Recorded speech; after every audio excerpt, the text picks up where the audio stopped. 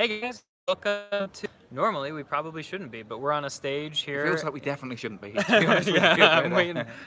The guys in the back were gracious enough to let us sit here, and so here we are. It's cool because this is the best lighting and it's quiet and it's nice. But I am here with John, the ukulele teacher. You guys probably know him from his channel. He has given millions, probably tens of millions, but maybe even more than that.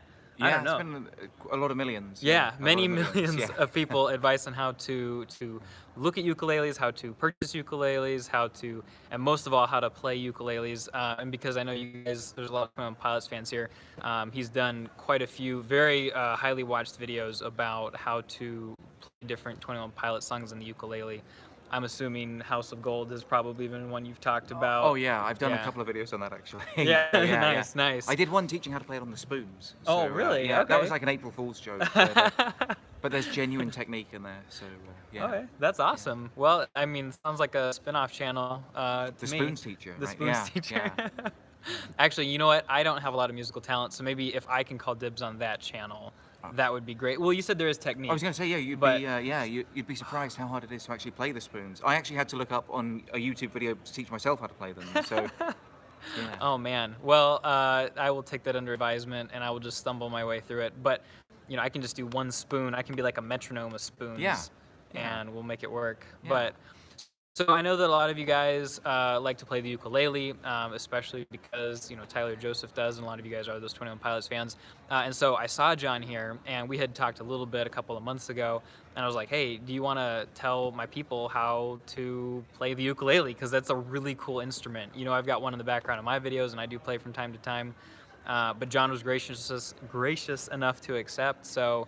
Yeah, and then make you wait for like a year until I actually did it. But yes, yeah.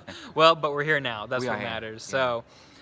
So, do you have a couple of I tips have for us? approximately five. Five? Okay. Tips, so, yeah, and I'll make up the other two if we have Okay, to.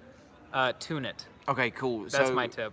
Yeah, so tip number one is don't buy a ukulele that's too cheap, right? Because it's so tempting if you look on Amazon and you'll see, or even in the store or whatever, and you see there's like a sort of $12 ukulele or a $15 ukulele.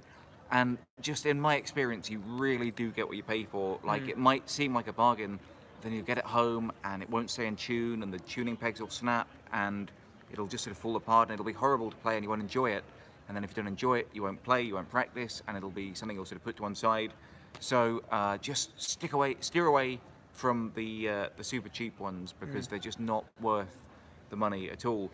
That's tip number one. Okay. Tip number two, actually. Real quick, what's sure. a good price range for like a beginner ukulele? Well, then? that's what I was going to say. For tip number two okay. Cool. is steer away from the really expensive ones because it's also very tempting to be like, hey, I'm rich or whatever. I'm going to spend like $1,000 in ukulele. I'm going to be the best thing. Because I had like kids like that at my school who bought these like really expensive guitars and amps and pedals, and then they couldn't play it. They spent all the money on like buying the gear, and then they didn't want to take the lessons or put the hard work in. So basically, find something that's in your price range. Like I say, stay away from the sort of $10, $15 ones. Stay away from the like $1,000 ones, and then in between that, find something that you're comfortable spending on. I mean, you can get a great uke for like $300, but you can also get a really good uke for like $50 or $80 maybe. Yeah. So shop around and find something that feels good for you. Okay. So they're my first two tips. Not too cheap, not too expensive. And I know you've got your own ukulele out. I have my own ukulele. I don't know if that was going to be tip 3. It wasn't, but it can be if you want. Tip 2.5. Yeah, tip 2.5 is if you are looking for a good beginner uke, check out my Ukulele Teacher Ukulele Starter Kit, available from rivalworld.com. I sort of helped put it together. I mean, I didn't like build it or anything, but I gave them like things that I would want in a ukulele if I was starting out. So it sort of like it feels really comfortable to play. It sounds good. It'll stay in tune, and it comes with a few other bits and pieces you'll need, like a tuner and a carry bag and stuff. So that's got like kind of all the stuff you'll need to Awesome. to get started. So yeah, if you are looking for a good starter uke, check out rivalworld.com.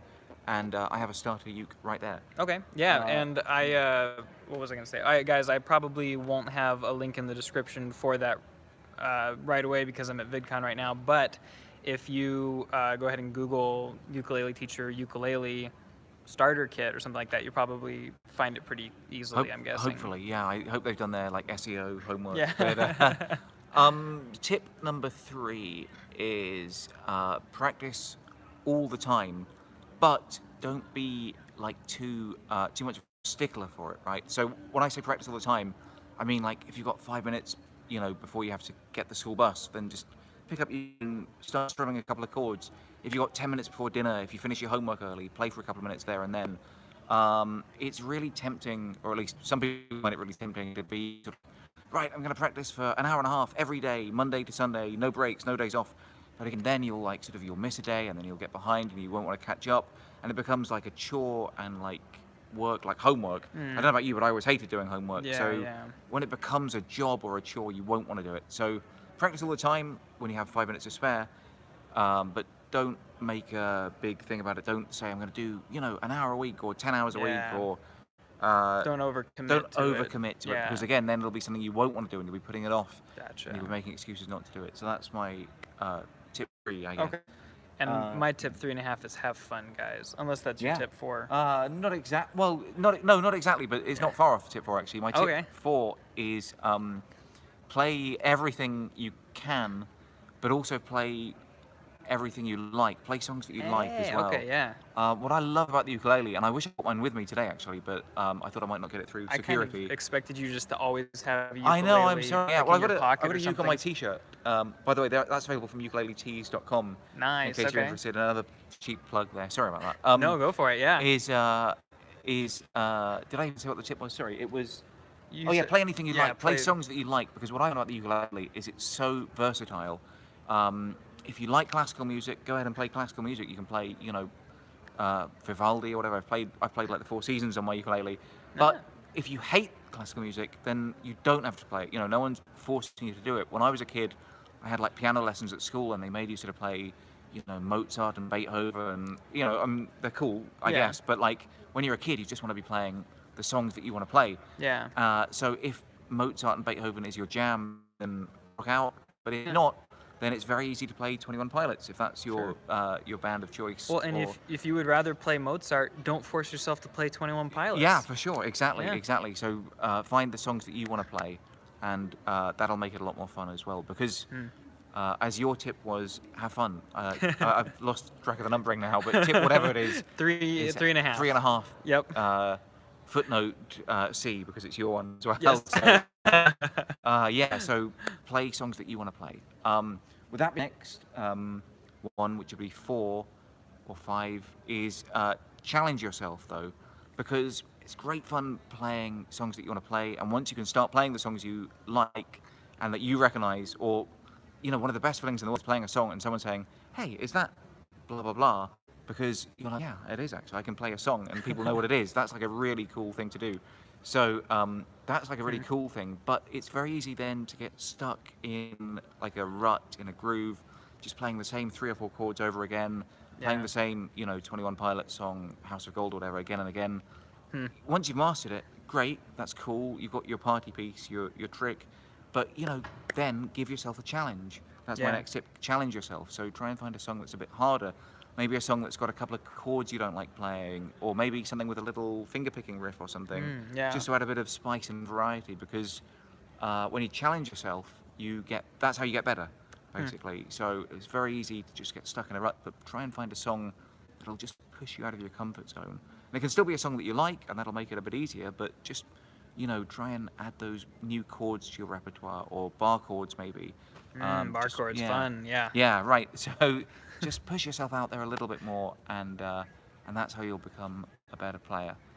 All right. Cool. Yeah, and to challenge yourself, go to John's channel, the Ukulele Teacher. Yeah. And you can find, like, guys, I was using his video a couple of months ago. I was trying to learn House of Gold. On the and- spoons, or No, not on the okay. spoons. That's a good idea, though. I really should. But I was learning House of Gold on the ukulele, and it was laid out really clearly. Like, the biggest thing for me, like, chords are easy for me. I've got chords down, but like learning how to strum, I don't feel like I have a natural sense of rhythm, but like he laid out the exact strum pattern to do. And so I could break that down and learn it. And my theory is that the more I practice strum patterns from John, the more I'll be able to figure them out on my own in the future, and it'll just come more naturally, or I'll be able to hear it and go with it. But for where I'm starting as a musician, like, I'm just not the world's greatest ukulele player yet. And so it's been super helpful to take a look at his channel and to be able to just pull some of those tutorials and play along with it, pause it, go back, go forward, all that stuff. And that's my next tip is the way to learn a song, to teach yourself a song, is break it down chunk by chunk, piece by piece, and also start really slow. Very, very tempting, particularly in a song that looks easy, like House of Gold. It starts off with just like the sort One of string, C. yeah. Oh, yeah, well, that as well, yeah. But I was going to say the main 4 chords to begin with are like C, F, A minor, and G. And, you know, you sort of think, oh, I know those chords. I'll just like whiz through it really quickly. And then all of a sudden you're in the chorus and there's like, I forget what the chords are, but it's like a F sharp minor or a B flat diminished or something. And all of a sudden you're like, oh, yikes, I'm going too quickly to stop. And you just end up like skipping over those chords or playing them really badly. So again, with my tip is, you know, start slow, make sure you can play all of it, and then you can start to speed up. So yeah, break it down chunk by chunk. You know, practice the chords first, practice the strumming pattern, do it really, really slow, and then you can start to put the whole thing together, and eventually you can speed up and then play it at full speed. And that's my next tip for you. That's awesome. And I think, do you have any other tips? Yeah, I got a couple more. Oh, okay, awesome. Yeah. 'Cause Man, I lost count. you guys are I getting don't know how many tips you extra. need. Yeah. I think we wanted 7. I don't know how many we've done now, but I'll give you 2 more. Actually, oh yeah, I know actually one more tip. Actually, sorry, yeah, one more tip. Then, Okay. which we'll call tip 7, right? I Okay, guess by yeah. now, This yeah. is tip 7 Okay, for tip- sure. It has yeah, to be. it has to be by now, right? So tip number 7 is make sure it's in tune. That's just the single most important thing. Every time you pick up the ukulele, pick it up and tune it up. Because if it's not in tune, no matter how good you are at playing, everything will sound horrible. Nothing will sound good. No one will recognize anything you're playing. So just tune up that ukulele because that is the single. That should be tips 1, 2, 3, 4, 5, 6, and 7 really. Yeah. Because if your uke isn't in tune, it'll sound horrible. You got to take care of your instrument, guys. Yeah. You got to make sure that it's in tune, and then you'll be in tune. Exactly. Good stuff. Well, hey, is there anything else you'd like to tell people that they should go check out? Any last-minute plugs you want to throw in there? Sure, yeah, just check out my channel. It's the Ukulele Teacher. I've got loads of, like hundreds of videos on there from absolute beginners to some more advanced stuff. So the Ukulele Teacher is my free YouTube channel. I've got over 1 million subscribers, so you're in good company if you check it out. Yeah. Plus, I've got a brand new t-shirt website called ukuleletees.com. This was like our July the 4th t-shirt. That is but a there's sick t-shirt. thank you so much. Yeah. But there's dozens of t-shirt designs. They're on. We have new ones all the time. There's a Super Ukulele World, which is a sort of Mario parody that we've got just available for the next week or so. And there's a bunch of other cool uke designs. So ukuleletees.com if you're looking for cool uke swag and apparel.